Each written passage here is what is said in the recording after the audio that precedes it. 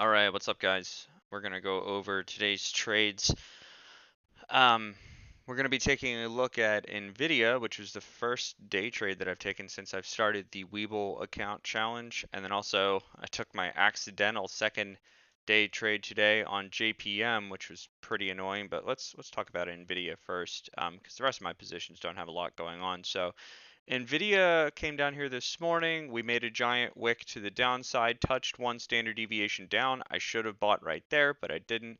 I set an alert for it to push back up into the type 2. It pushed back up into the type 2 like first thing this morning when the bell rang, and I was like, all right, well, that's probably the indication that it's time to get back in this thing. I don't really trust pre-market movement like that, so when I saw that wick down, it was kind of suspicious to me that we were down one standard deviation before the bell even rang on Monday morning. So I went ahead and got out, or sorry, got into it at a type 2. You could see actually my actual entry was a little bit better.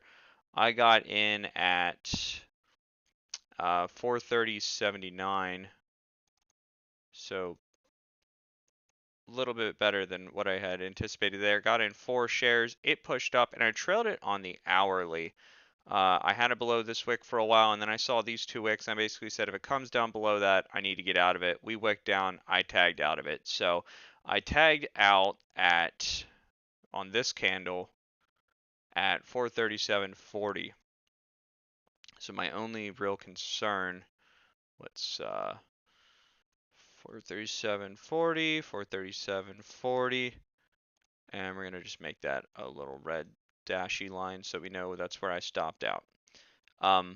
So my only real concern is that I might have choked this one out by accident. I don't know why I had it that close to those wicks. That's kind of bothering me. Because two possible things are going to happen in my opinion.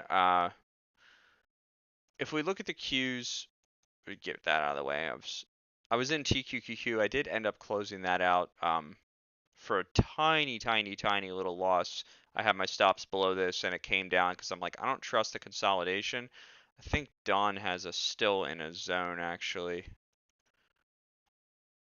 or outside the zone. So we hit the type 1 and bounced. I'm kind of thinking we try to pull down deeper, but we'll see. I need to redo those zones on my end. So I'm kind of thinking like, do we come down after this? Like, was this the push down? We hit that and we sell off again. I'd almost be interested in it at a type 2 again, but my other thought is that we're just going to see this thing continue to the downside until we get somewhere down into that next zone, um, which would be that would happen sometime next week, I'm assuming. I mean, if we hit that zone this week, I might be a little bit aggressive. Like, get super aggressive because that would be well above or well below, I should say, one standard deviation down. So, get a little bit aggressive, probably risk double the risk. It's going to push up and then trim off some of the position to get my stop in the green quick or do something weird like that. But I kind of wonder if that sell side pressure that we have going on is going to continue. But even just seeing that, I'm kind of wondering if I choked it out too soon because I could see the argument being made that like we're going to push up at least into this region before we really decide to do anything, you know, look at that.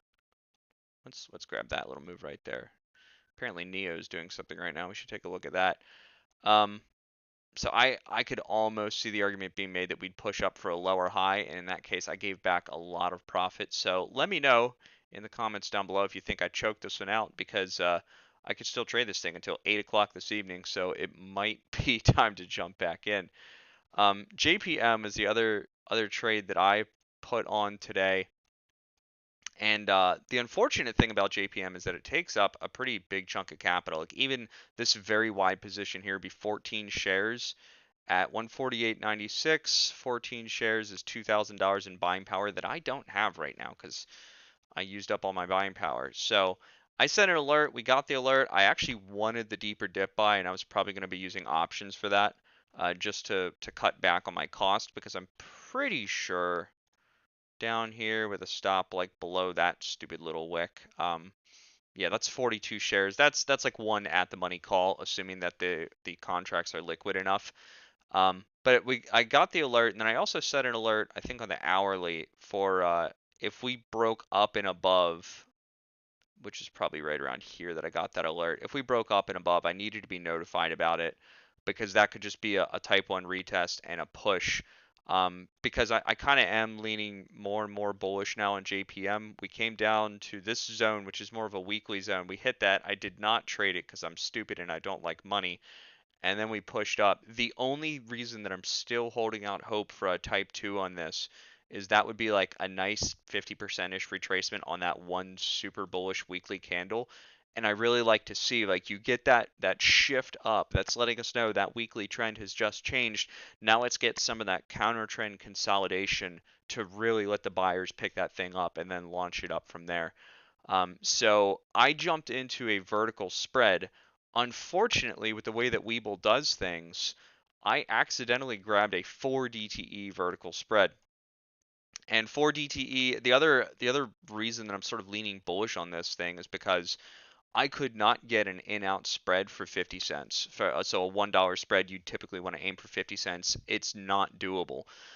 They're just not being priced that way for 30 days out. So that kind of makes me think that, the options market is pricing in a little bit more of a bullish move. So I grabbed the 149, 150 spread. Like I said, accidentally grabbed it for 4 DTE. I was not about to rock that thing to zero, just because I didn't want to didn't want to take an unnecessary loss. So I did end up closing that out for a smaller loss and then getting in the proper spread with the proper expiration. So that one's annoying. That was a day trade. So I have now used up 2 day trades in one day. And I'm kind of like, man, I might have just like, really hurt myself on that. It's annoying. My P&L was doing better today too. It says I'm up 14 bucks on the day, but come on, guys. So those are our positions right now. The only other really noteworthy one is SPLK. That one is going quite well. Um, I bumped up my stop this morning. It sold off. My stop is right above that wick, which is right above today's high. I feel like I should give that a little bit more room. I don't like it touching the wick, so we'll give it a little bit more room. But that's a nice bearish continuation of that. So I'm just gonna let that thing. Going to let it hang out and keep cruising down and hopefully get somewhere down to here. I'll have an alert set right here. So if we start getting there, I can just, bump this back and then trail it. But if for some reason I am not able to babysit that thing, I'll just let that alert fill because I'm looking for longs in this zone, I think, which is a huge daily, weekly area. It's probably different than Don's. Do I need to redraw this? What is going on?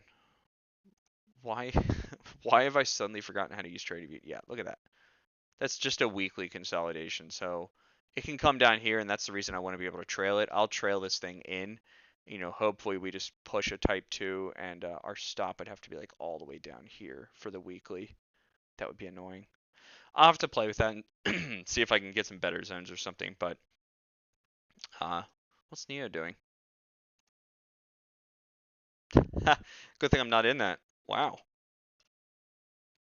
I've been thinking about it because it's been consolidating, and now we're down here all of a sudden. So not going to be trading that one. I was kind of thinking we're seeing that curve, and apparently that's not the thing. So yeah, NVIDIA's the main play that I took today. Like I said, hopefully I didn't choke it out too soon. So let me know what you think, and I'll see you in tomorrow's video.